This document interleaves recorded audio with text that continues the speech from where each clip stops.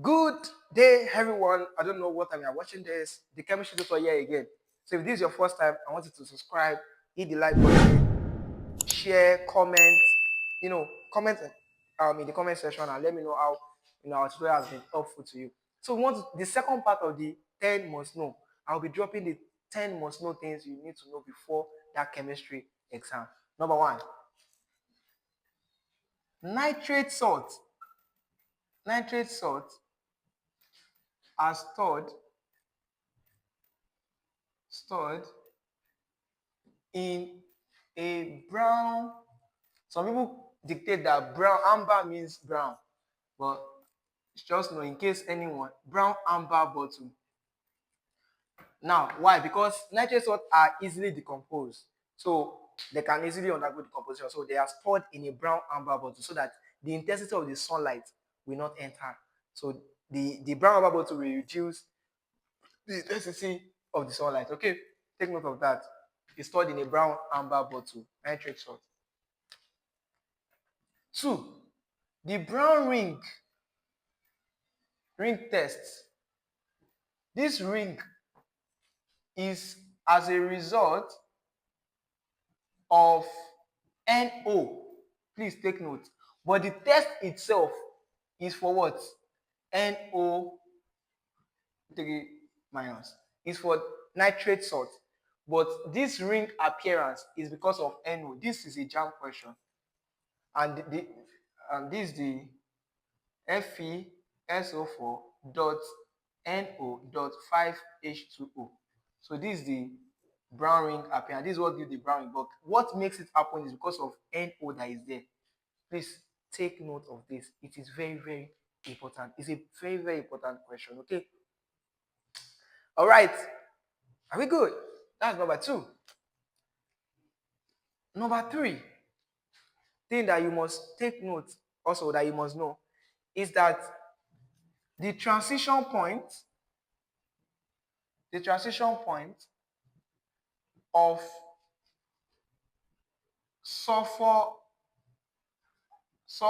allotropes now is 95.5 degrees Celsius. Now this thing might not be safe. Some textbooks will say 98 degrees Celsius, but this is the transition point. What does transition point mean? Don't forget the allotropes of sulfur. Of course, you know what an allotropes are, or what is allotropy. There's something called allotropy and there's something called allotropes. Now, allotropy, the one with Y, is a phenomenon, is an occurrence, okay, in which two elements in the same physical state, abi, but different what? Structural or forms. Do you get? Different structural forms. For instance, rhombic sulfur and monoclinic sulfur. They are both sulfur. They are both in the state, the same state, physical state, but they have different forms. Graphite and diamond. They are both solid, but they have different forms. Abi? Another very important allotrope that you have to know before you enter that example is what? Oxygen and what? And ozone. Allotropes. I've mentioned a lot. Oxygen and ozone. They are both gaseous states, but they have different forms. Abi, please take note of this. Oxygen and ozone. I've mentioned. So this is the transition point is that rhombic sulfur, for instance, now, and monoclinic. Now, rhombic at a temperature below 95.5 degrees Celsius, it is stable. At a temperature above 95.5 degrees Celsius, monoclinic is stable. So that is why they call that temperature transition point. In fact, the crystalline salt, like Na2SO4.10H2, also has its own transition point. It is 36 degrees Celsius. That's just take note of that. This is number 5. Number 4. Number 5 must know is that Hoffman voltameter, of course, you should have heard something called what? Dilute water. You should have seen something like this, dilute water, which sometimes some people call dilute H2SO4. So we used to split water. This Hoffman, please note, is voltameter, not voltmeter. is used to split water into its constituents. We used to split water. When we get to electrolysis, when I'll be teaching you electrolysis, that's why you have to subscribe. If I take you electrolysis, don't talk. If I take you electrolysis, you will understand the concept, and that's it. Just I will teach you. You're good. You're good. You're good for life. Yes, I promise you. So it's used to do this. Now, another thing that you must know is that Kipps apparatus, it is used in the intermittent supply of gas. Now, what does the word intermittent mean? Intermittent means a delivery of gas that is not continuous, but it is in cyclic form. That is why H2S is a very good example. Hydrogen sulfide is a very good example of a gas that is being delivered through what Kipps apparatus. You don't need it continuously. And how do we form this? You will see that it's a reaction between solid and liquid. What is the solid? FeS. Plus what is the liquid? HCl. So you now see that this thing can react and form FeCl2 plus H2S. Fe can join this, then H2S will join this hydrogen sulfide. Abi? This hydrogen sulfide gas is a gas. So, of course, you should know the smell. That's how I'm going to move to another thing now that you need to know. Okay, now this is number 6, Abi. Okay, hydrogen sulfide. Something is very, very important about it.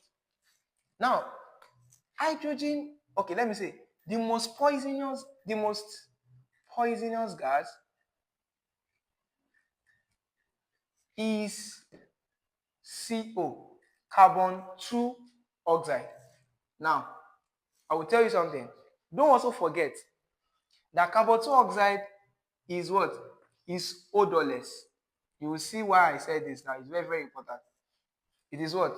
Odorless. Now, this is the most poisonous gas.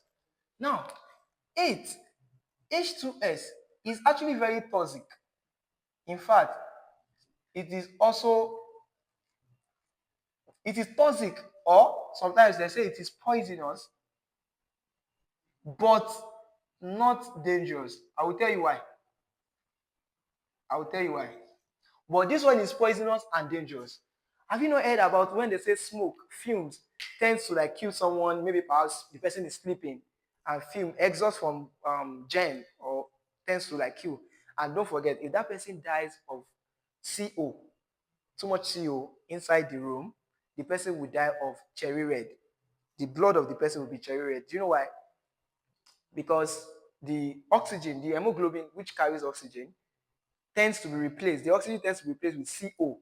CO can compete with oxygen, and that will form carboxyl hemoglobin. So this is what will be transported in the body, and this is bad. So this is what will kill the person. So the blood of that person will have a cherry red appearance. But that's by the way. Just take note of that. So why did I say it is toxic or poison but not dangerous? If H2S is released here right now, if H2S is released in this place, you will know. But if CO is here, you will not know. That means if H2S is released here, you will know, right? Because H2S has what we call rotten egg smell. Rotten egg smell. That's the smell of H2S. So if H2S, so you can easily escape. Though it is poison, but it is not dangerous. So you are the one that allow it to kill you. That's it. You allow it to hinder you, to affect you. So that is why you have to take note of that. You allow it to affect you. So H2S is poisonous, but it's not what? Dangerous. But CO is both poisonous and dangerous because it is odorless. You don't know if it is here. So that you have to take note of that. Number 9, the most soluble gas is what? Is HCl. Is HCl. Is what? Is HCl. And I also want you to take note of this. If we have NH4Cl, which is solid, which is formed from NH3 gas plus HCl gas. Now, there's something I want you to take. I want to know here is that this guy, which is solid, this one is a white dense film. Now, if we have it here and decompose this guy to give this, because it's from solid to gaseous state like this, we call it thermal. Please take note of this one. Dissociation. Thermal dissociation, not thermal decomposition. Thermal decomposition can exist from this to give CaO plus CO2, gas, solid, solid. Don't forget, note that CaCO3 can represent three things in chemistry. Number one, it can represent limestone. Two, it can represent marble. Then it can represent chalk. So if I tell you that chalk reacts with this, I'm talking about CaCO3. So this one here, if we have temperature heat here, we call this kind of decomposition, we call it just thermal decomposition. Decomposition. Please take note of this. Very, very important concept. So now, the 10th thing, we are doing the 10 must know before you enter that exam hall. Okay. The 10th concept or the 10th thing that you must know in chemistry before you enter that exam hall. But before that, if you have not subscribed, hit the subscription button, subscribe to our channel, comment, tell us how you are enjoying it, how it has been helpful to you, so I'll be able to make more videos for you, because I'm here because of you. Okay. Now, the 10th thing that you must know is that aluminum carbonate.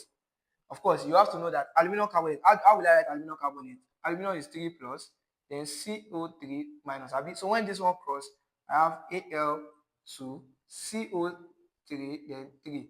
So aluminum carbonate does not exist. Doesn't exist. Take note of that. Aluminum carbonate does not exist. Let me add something because of this aluminum carbonate. Number 11, this one is addition. Cryolite, which it tends to be an ore of aluminum, it is used to dissolve bauxite. The bauxite is the ore of aluminum that is used in production of aluminum when you want to do electrolysis of bauxite, like aluminum, when you want to get aluminum. So cryolite is what we use to dissolve bauxite in the preparation. So what I want to let you know is that the compound is what? Na. It has sodium, then it has aluminum and fluorine. So I want you to notice something. If this is F6 and this is NaL, now that means this should be what? It should be 3. Why? Because look at it. If it is not 3, because this is just plus and this is 3 plus and this is what? F minus. So if this is 6 and that means 6 of minus 3 plus, then this should be 3. But I cannot write it here. So it will exist as a compound Na3 Al, because this one will be here. Sorry, let me write it very well. Na3 AlF6. So this is the compound for cryolite. I just want you to take note of this. It also has aluminum there. So cryolite. Do you understand? It's used to dissolve bauxite. Bauxite is an ore of aluminum. Is an ore Al2O3. That's the compound of bauxite. And don't forget that most of the times, have you not observed that ore of all these metals, when doing metal, they are all from, you see something like Fe2O3. You see something like FeS, or it always has group 6. Don't you observe? And that's why group 6 are called what? Chalcogens. Members of group 6 are called chalcogens. And the word chalcogen means what? Ore formers. Group Cs are called charcoal genes. Charcoal genes. This charcoal gene means what? All formers. Why group 7, they are called what? Halogens. And halogen means what? Tell me. What does halogen means now? Tell me. It means what? Salt formers. So I will see you in the next video. I hope you enjoy everything I've been saying since. And if drop a comment in this comment section, make sure you subscribe to our channel so that I can do more videos. I'm here for you. I'm here because of you. See you in the next class. Bye.